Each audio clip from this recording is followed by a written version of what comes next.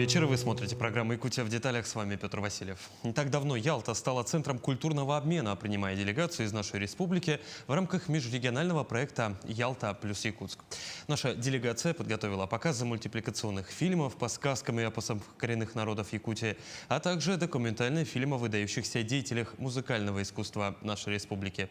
Проект включил в себя 14 мероприятий, которые проходят в гимшколах, гимназиях, музеях, библиотеках, кинотеатрах и театрах Ялты, Алушты, Севастополя и Симферополя. Благодаря этому проекту удалось познакомить крымчан и ялтинцев с самым большим, самобытным и очень холодным регионом страны, где живут добрые, радушные и замечательные люди. Сегодня у нас в гостях члены делегации Владислав Левочкин и Мария Корнилова. Добрый вечер. Добрый вечер. Рад вас видеть в нашей студии. Давайте для начала поговорим о истории возникновения этого необычного сотрудничества. Мария, я насколько понимаю, это ваших рук дело отчасти. Как пришла идея, как возникла, собственно, мысль такое сотрудничество провернуть, что вдохновило? Ну, а так, инициатором, идейным вдохновителем, конечно же, является продюсер киностудии «Увидеть море» Мила Кудряшова. И она человек очень самоидейный. И столько проектов в Якутии она проводила совместно с нашим музеем, совместно с нашими деятелями культуры и искусства. Очень много реализованных у нее проектов. Вот поэтому вот у нее возникла вот такая идея. И, конечно же, вторым таким, как можно сказать? Да, являемся Музей музыки и фольклора народов Якутии, это мы. И, конечно же, из Крыма это наш куратор Наталья Лебедева. То есть такой культурный десант получился, да? Правильно я понимаю? Да. Владислав Валерьевич, если не секрет, почему именно Ялта плюс Якутск? Я, насколько понимаю, не потому, что одинаковые названия с одной и той же буквы называют. Отчасти поэтому тоже, но и потому что это, как мы поясняем, регионы-антиподы. Якутия, самая северная национальная республика, и Крым, которая тоже влилась в состав России, уже как, получается, южная такая территория, которая тоже является национальной, многонациональной республикой. И как раз-таки они символизируют вот, ширь, величие нашей страны, как раз-таки вот, возможность, несмотря ни на какие расстояния, несмотря ни на какие отличия, возможность наладить межкультурный, образовательный и такой социально значимый диалог. Ну, насколько я знаю, о гостеприимстве южан ходят легенды. Хочется узнать, как вас приняли ялтинцы. Ой, вы даже не представляете, как они тепло нас приняли. Вот прямо вспоминаю, и меня в дрожь берет. Как реагируют, да? Да, мы все были впервые, на самом деле, в Крыму, и для нас тоже Республика Крым стала таким открытием. Мы очень много для себя узнали, и нам как-то повезло, что вот мы встретили действительно интересных людей, поскольку я плюс я — это не только вот первые буквы, это еще и встреча сердец, встреча родных душ. И, конечно, вот в деятелях культуры, которые с нами общались, которые нам проводили индивидуальные, очень интересные экскурсии по Крыму, мы увидели вот такие родные души, которые мы тоже хотели бы, конечно, принять у себя. И вообще, конечно, во многом благодаря Фонду культурных инициатив удалось осуществить этот проект. Мы здесь выступали просто как приглашенная сторона, как эксперты, лекторы и, ну вот, скажем, специалисты в своих областях, которые могли вот рассказать о культурном потенциале нашей республики и почему именно вот в нашей республике национальная культура стала вот как раз-таки источником для развития профессионального искусства, культурных, креативных индустрий, какие современные новшества мы вносим в культурную сферу. Вот мы, как приглашенные эксперты, смогли поделиться своим опытом, рассказать об этом, показать это. И благодаря этому мы можем сотрудничать вот с новым регионом. Ну, грубо говоря, межкультурный обмен состоялся, правильно? Да. О нем мы сейчас поговорим. Пока я хочу напомнить нашим зрителям, что мы работаем в прямом эфире. Задать вопрос гостям нашей программы можно по номеру телефона 412 42 14 39 или по номеру горячей линии в Телеграме 914 235 05 02. В общем, давайте продолжим про межкультурный обмен. Что крымчан, ялтинцев удивило в нашей культуре, больше всего поразило? Вообще, что мы им представили? Насчет Аланхо сразу. Мы делаем делали, да, показы киноверсии нашего спектакля оперы Аланхо Нюргун Ботор. Это, конечно, высочайшее достижение нашей республики, вообще всей культурной отрасли и всей нашей республики за последние 100 лет, поскольку мы готовили ее к столетию нашей республики, и мы смогли представить ее в формате киноверсии для жителей не только Крымской республики, еще Донецкой республики. И, конечно, вот отзывы, те, кто пришел на эти показы, они очень вдохновляют нас, потому что мы понимаем, что у нас есть достояние, которое очень интересно, всему миру интересно. И через него мы можем говорить о важных вещах. И во многом, конечно, вот наша культура имеет свою уникальность, отличие, которое позволяет нам выживать в самых сложных климатических условиях, в суровых условиях именно внешнего мира. И сейчас эти вопросы, они стали актуальны для всего мира. И, конечно же, вот когда смотрели нашу оперу и говорили о том, что наше произведение на самом деле о том, что человеческая душа бессмертна, и когда люди это говорили через те переживания, которые они прожили вот последние годы, многие выступали даже там, слезы на глазах были, да, это все очень, мы, конечно, эмоционально, тепло восприняли, как творческие люди, мы не могли тоже не эмоционально на это реагировать. И, такие встречи, они, конечно, были полезны не только жителям тех регионов, куда мы выехали, но и нам самим, поскольку мы смогли увидеть себя со стороны, насколько мы интересны для всего мира и какой у нас потенциал вот именно представлять нашу культуру на, скажем, межрегиональном, на международном уровне. А кинопоказ на якутском языке шел? Да, он шел на якутском языке. У нас опера исполняется на языке оригинала с титрами на русском языке. Вот, Мария, а что насчет музыкальных инструментов? Я знаю, что ваш музей — это просто кладезь самого разного рода наших традиционных музыкальных инструментов. Вы как-то приходили к нам в студию, демонстрировали их. Вот удалось ли что-то взять в Ялту, чем-то удивить там, в этом направлении? Да. У нас, я с собой везла интерактивные тоже музыкальные инструменты. И через вот эти музыкальные инструменты я рассказывала именно про культуру, про то, чем занимаются наши предки, коренные народы, да? Как вообще происхождение вот этих инструментов, для чего они в старину использовались. Про это все это рассказываю. И, конечно, людям очень интересно и насчет звучания, потому что вот инструменты сами по себе, они интерактивны, да, вот поэтому зрители, посетители, они могли сами потрогать, попробовать играть на них. Вот Поиграли? Поэтому, да, они поиграли с удовольствием. И в конце нашего тура мы вот эти наши музыкальные инструменты передали в дар в фонд Крымского этнографического музея. Мы передали. Ничего себе. Да, То есть частичка Якутии настолько осталась в Крыму, да. теперь там можно и играть на музыкальных инструментах. Ничего Да. себе. Вообще все выступления Марии большой ажиотаж вызывали. Это всегда был аншлаг. Дети просто облепляли Марию, пытались вот использовать музыкальные инструменты, играть. У Марии очень такой интерактивный формат. Она задает вопросы, спрашивает, есть какие-то загадки, прибаутки. И вот дети очень, очень активно в этом участвовали. Особенно всех возрастов. Учитывая, из чего они сделаны, там же Да. вот и кости, всякие мелкие детали, неудивительно, что это детям еще и вдвойне интересно. У нас есть звонок от зрителей. Добрый вечер, вы в прямом эфире, задавайте ваш вопрос. Алло, здравствуйте. Здравствуйте. Я являюсь родителем, и мне очень интересно, вот ездят ли музейные сотрудники с этими инструментами по школам города Якутска, по нашему Якутску. Спасибо за вопрос. Это для нас, конечно, это как реклама, потому что у нас давным-давно уже действует по сегодняшний день действует проект «Кочующий музей». И, Знаменитым, да, знаем. да. И по данному проекту мы по всему городу Якутску, по всем улусам нашей необъятной республики ездим и показываем нашу культуру. И, соответственно, вот эти музыкальные инструменты, они тоже с нами ездят. И среди дошкольного возраста, среди детей школьного возраста мы показываем.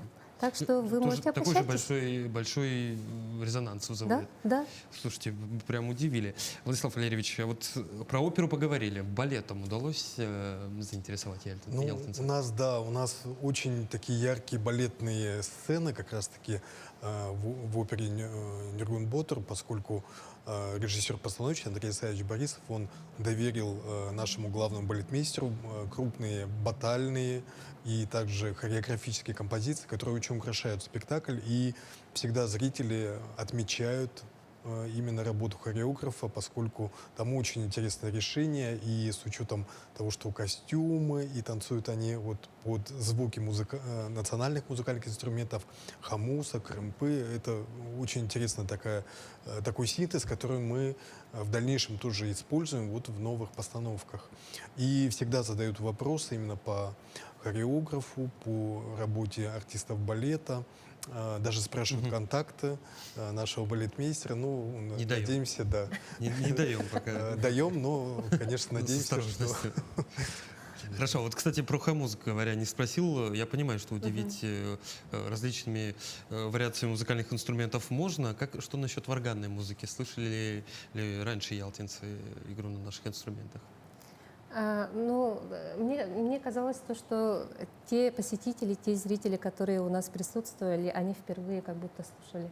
Впервые? Впервые именно вживую. А как происходило слушание? Прям, я, насколько знаю, там была какая-то, как будто лектория даже целая, да? На хамусе вы играли перед аудиторией небольшой.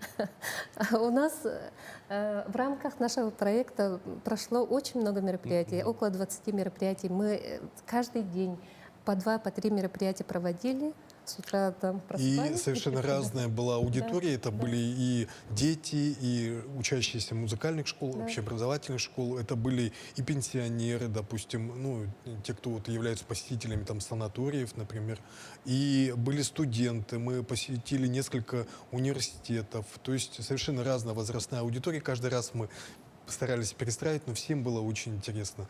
Со студентами мы осохой танцевали, играли им на хамусе, конечно, и Мария играла, и вот наш солист Александр Емельянов, он тоже играл на хамусе, поэтому, конечно, все это было очень интересно.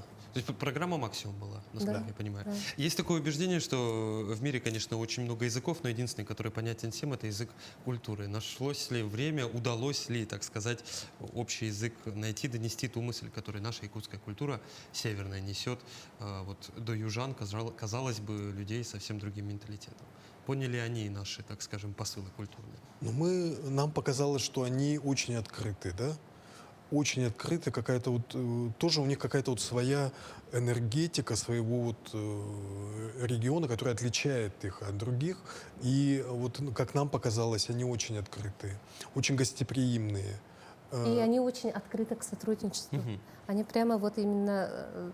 Мы обменялись контактами, конечно.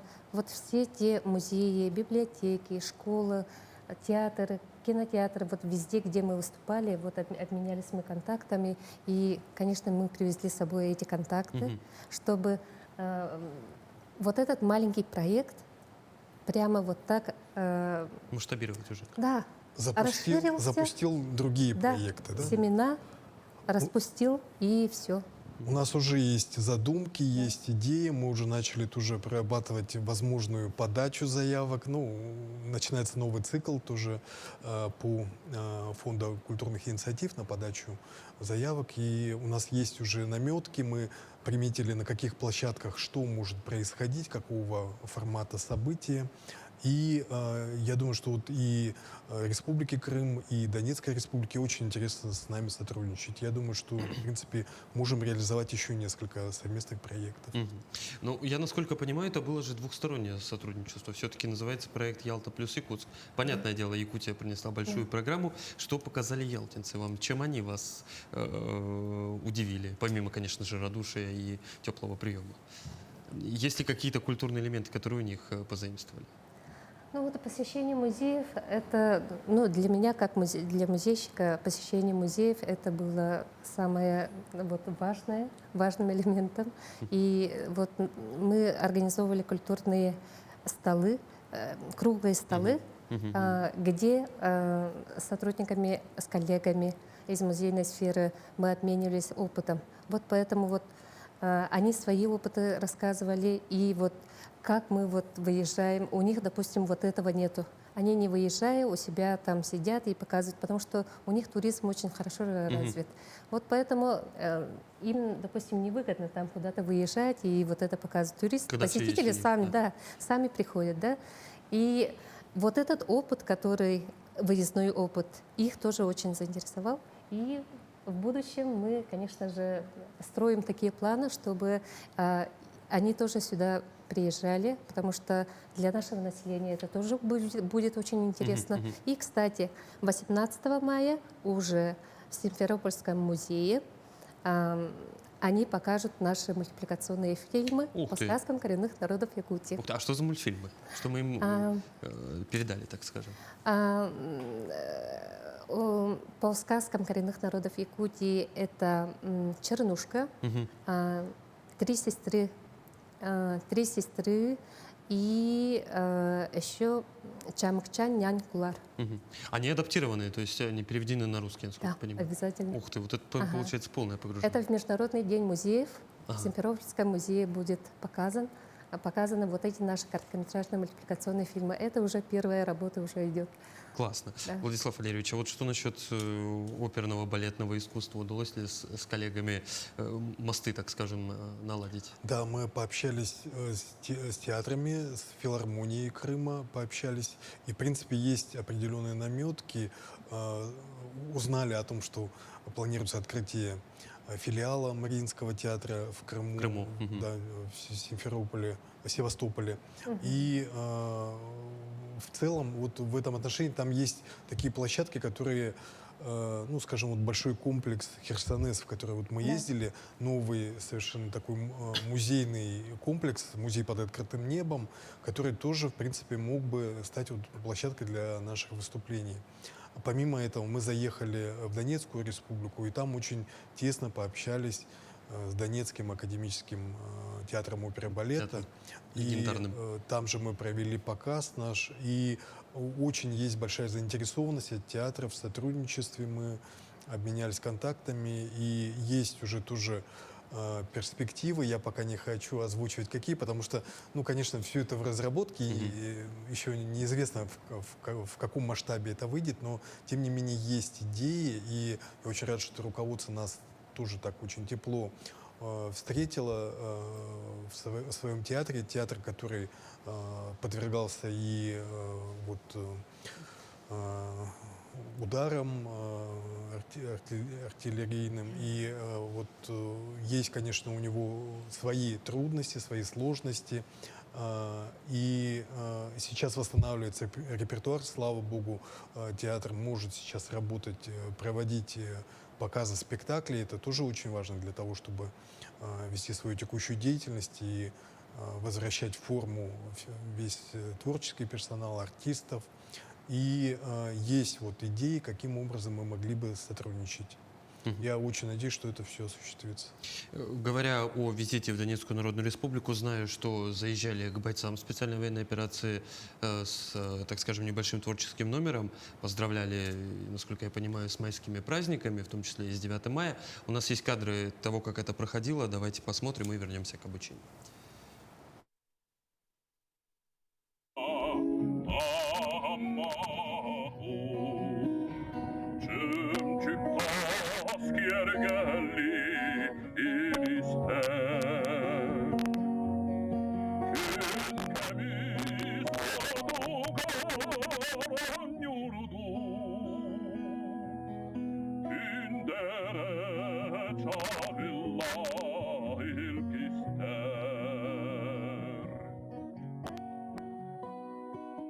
Это, насколько я понимаю, выступление уже наших артистов. Как наши бойцы, как ребята отреагировали вообще на такие культурные выезды? Мы привезли гуманитарную помощь. Вот наши коллективы совместно собрали мы, скажем так, ну, вещи, которые необходимы в быту нашим бойцам. И получилось так, что как раз в День Республики мы смогли с ними встретиться, поздравить их, пообщаться с ними, конечно, послушать их. Они рассказывали о своих вот боевых буднях, о том, это вот как раз-таки бойцы, которые находятся на передовой, они в штурмовых бригадах, они в разведывательных бригадах, поэтому, конечно, вот мы тоже рады, что у нас так совпало, что мы смогли с ними встретиться, донести им, скажем, вот свою Нашу поддержку, да. поддержку и слова о том, что мы их ждем, что Да. мы ждем их возвращения. И мы передали им ножи, которые купили специально вот для наших бойцов. Конечно же, у них самое главное есть вот уверенность, что победа будет будет. за нами. Мы это ощутили тоже. И на самом деле это вот именно в эти дни сейчас, конечно, тоже важно, когда решается, вот, как будут развиваться в дальнейшем события. У них есть уверенность, такая спокойная, твердая уверенность. Конечно же, они все надеются на то, чтобы это как можно скорее завершилось, но в своей правоте они уверены, и вот эту вот уверенность они тоже передали нам. Надо сказать, что вообще все население, оно и сейчас до сих пор испытывает сложности. Там есть сложности со связью, с логистикой, невероятные трудности. И мирное население, к сожалению, страдает. Там происходят и сейчас тоже такие, скажем, ну вот, обстрелы и, скажем, Вот эти лепестки, да. да, вот эти вот лепестки, которые мы увидели, мы посетили там вот музей, который чудом сохранился, и в котором сохраняют уже не только, скажем, Великой Отечественной артефакты войны. Великой Отечественной войны, а то, что происходит сейчас. Те машины, которые дроны вот направляют на эти территории освобожденные, те средства, которые используют, вот, скажем, сторона противника, вот все это тоже сохраняется для того, чтобы ну, вот, следующие поколения тоже помнили о том, что такие дни были. И вот мы, когда это увидели, конечно, сложно представить, как люди в таких условиях живут, создают семьи, воспитывают, растят детей, дети, которые несколько лет не смогли просто обучаться, не могли обучаться. Ну, сложно вот это все представить. И нам, конечно, тоже, как творческим людям, это нужно было осознать, Да. увидеть своими глазами и, конечно же, выразить ту поддержку, которую вот наши якутяне каждый месяц, каждый день вот осуществляют для того, чтобы поддержать эти регионы. Поскольку в Якутии делается очень многое, и в Донецкой республике восстанавливаются объекты социальные. Нам показали эти объекты. Там просто очень хорошие, такие действительно очень качественные, повышающие уровень качества жизни населения объекты.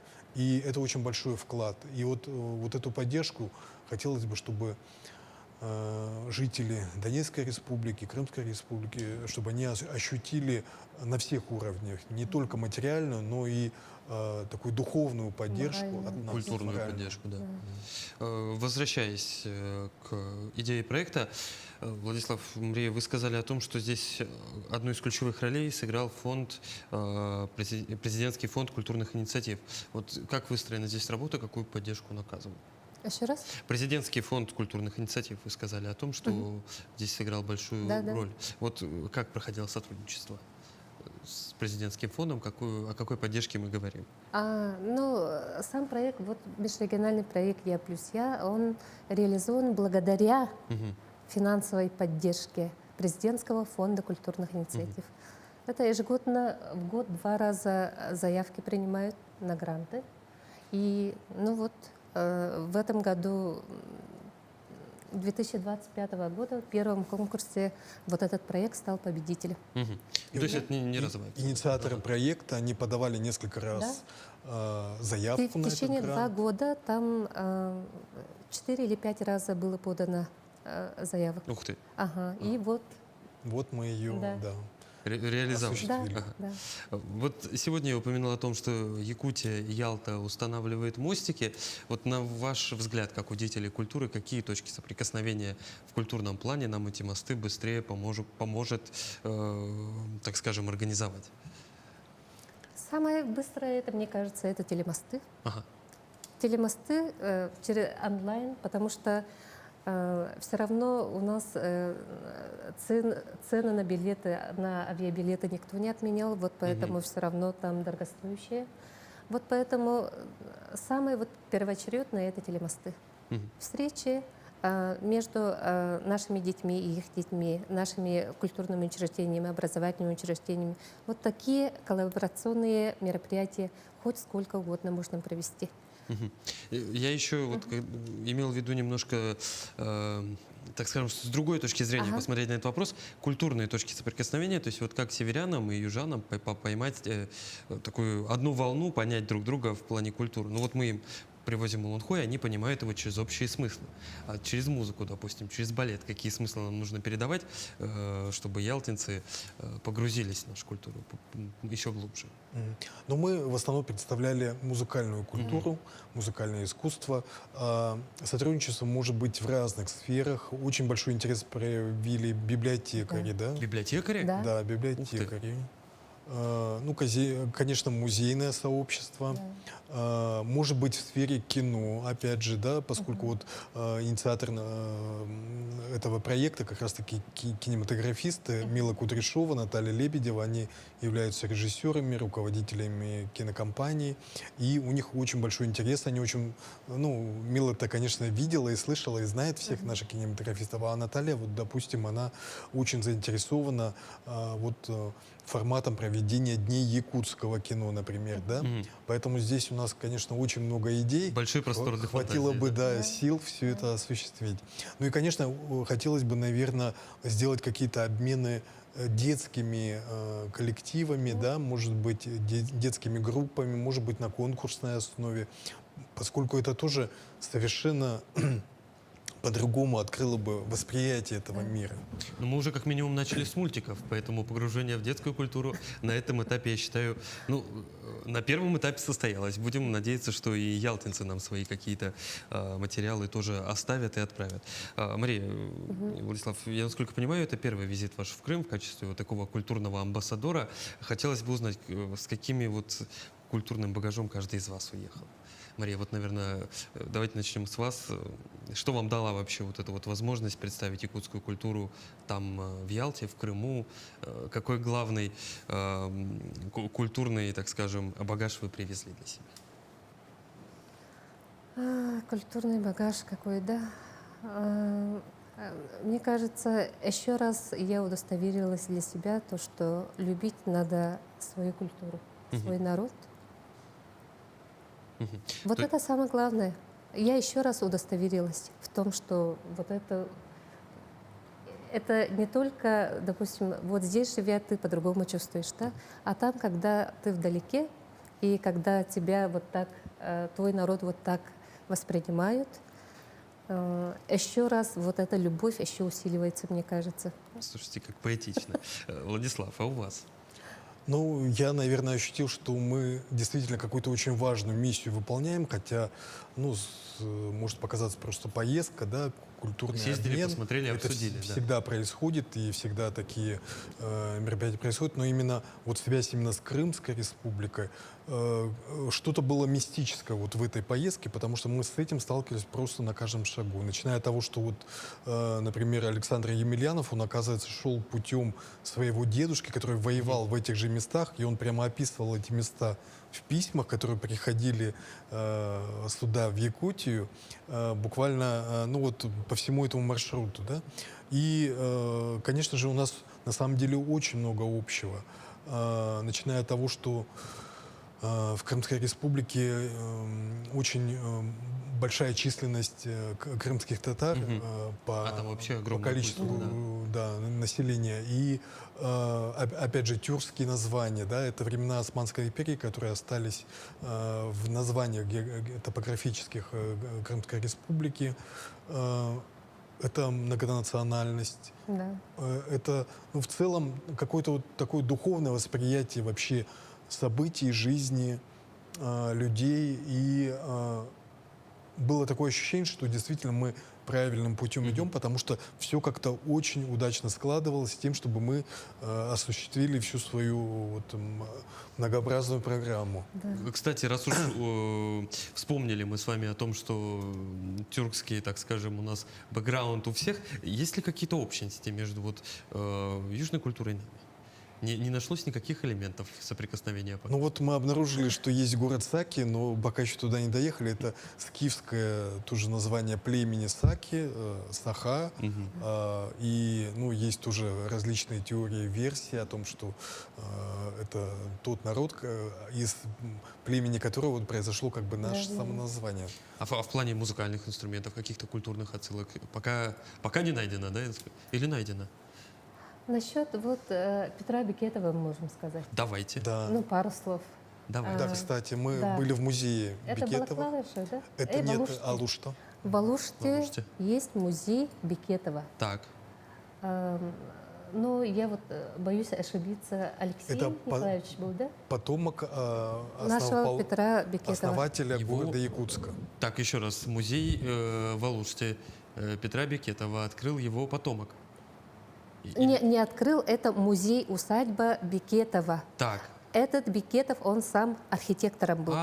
Все, Да. понимаю. И Ага. он потомок, получается, основатель, первопроходца, Ничего себе. который является основателем Да. города Якутска. Были в музее? Да, мы были. Что там внутри? И у нас там мероприятие было, мы проводили. Мы рассказали об этом, и были публикации тоже в интернете. Вот именно рассказ об этой взаимосвязи, которую вот мы тоже смогли восстановить. Слушайте, казалось бы, связь еще глубже, чем кажется. И потом еще в этом году этот музей отмечает юбилей.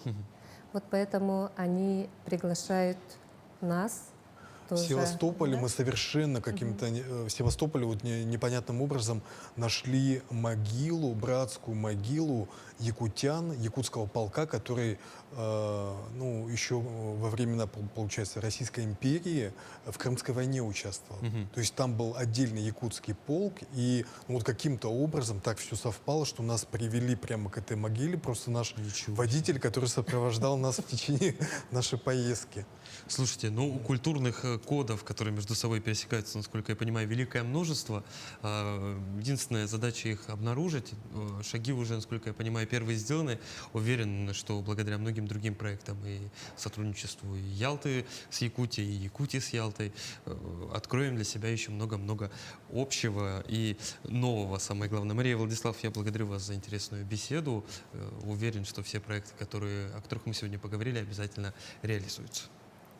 Ну, а на этом выпуск программы «Якутия в деталях» подошел к концу. Меня зовут Петр Васильев. Смотрите нас по будням в 19:15. Расскажем обо всем в деталях.